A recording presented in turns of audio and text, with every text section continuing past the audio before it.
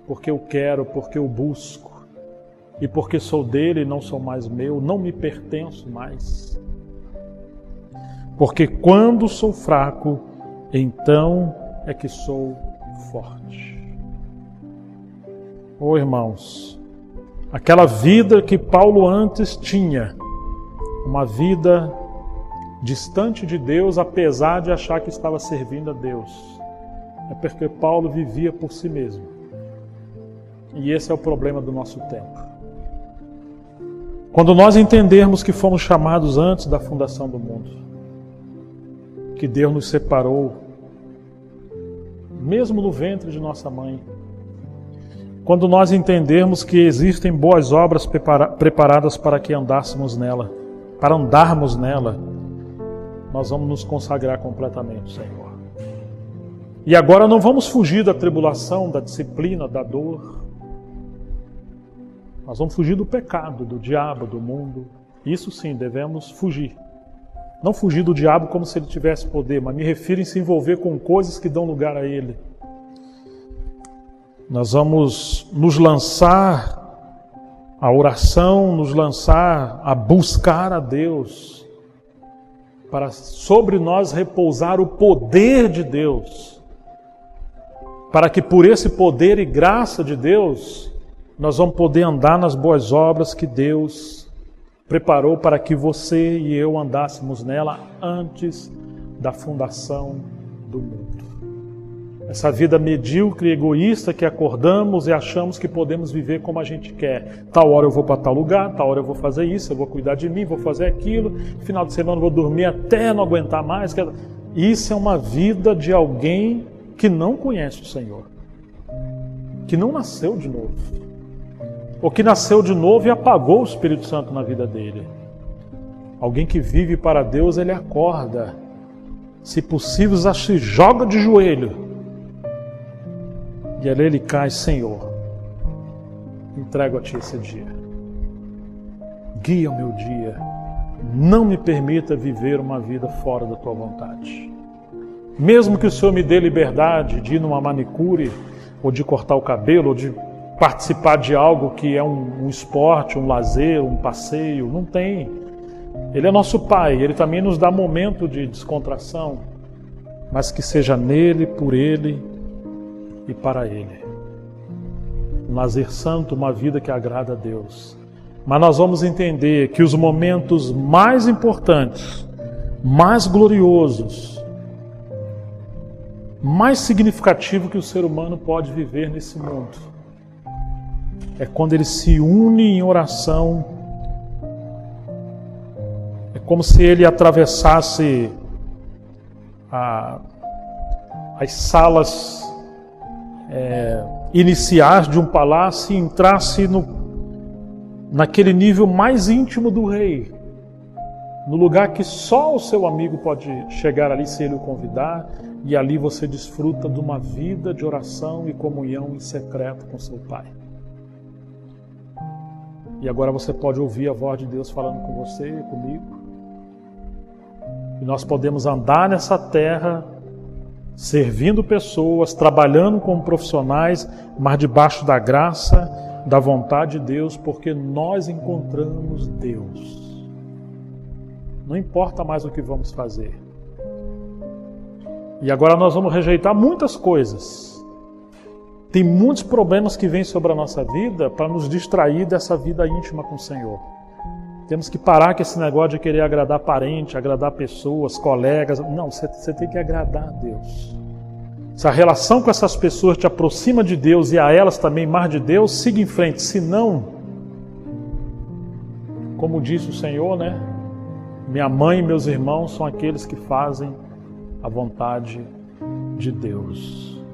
Nós precisamos agradar a Deus acima de todas as coisas.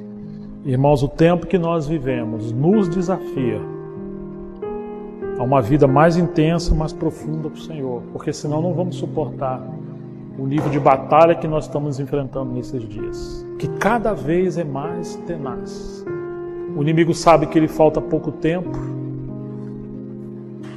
com seus exércitos malignos, cada vez mais tem aperfeiçoado suas estratégias através da arte, cultura, educação, entretenimento, tudo, para que o Filho de Deus esteja atolado como numa areia movediça nesse mundo hostil, perverso e maligno.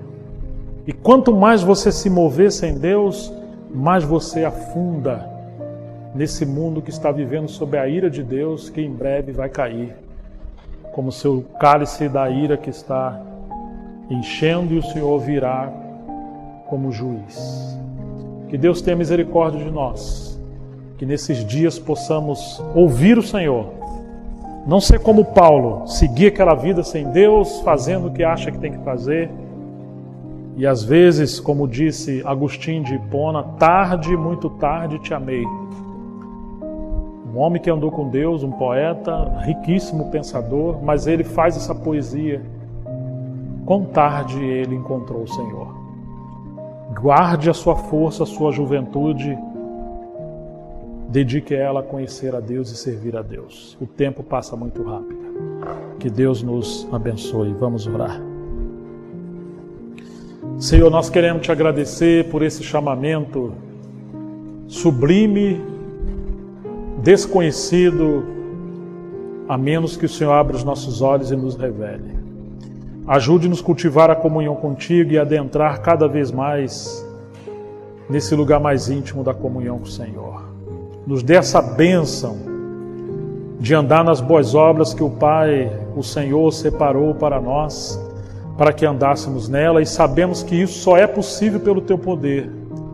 E por isso o Senhor nos permite tribulações e lutas para afunilar o nosso caminho na tua vontade. Nos dê graça, Senhor, de honrar o Senhor no dia da dor, da tribulação, da doença, seja o que for. Ainda assim, desejar, Senhor, uma vida gloriosa contigo. Também nos libera, Senhor, da mentira, do engano, do engodo, das coisas que o inimigo tem lançado contra nós, Senhor, para nos manter distraídos. Nós queremos rejeitar tudo que não é do Senhor. Que o Senhor nos dê discernimento para te agradar e viver uma vida vitoriosa e cumprir a tua vontade. Ah, Senhor, sobretudo nos ajude a amar a Ti. Queremos amar o Senhor, desejamos amar o Senhor e desejamos essa alegria celestial, essa paz indizível que nos dá graça para, ó Deus, suportar e vencer todos os obstáculos. Tudo isso nós oramos e te pedimos para a tua glória, em nome de Jesus. Amém. Deus nos abençoe. Amém.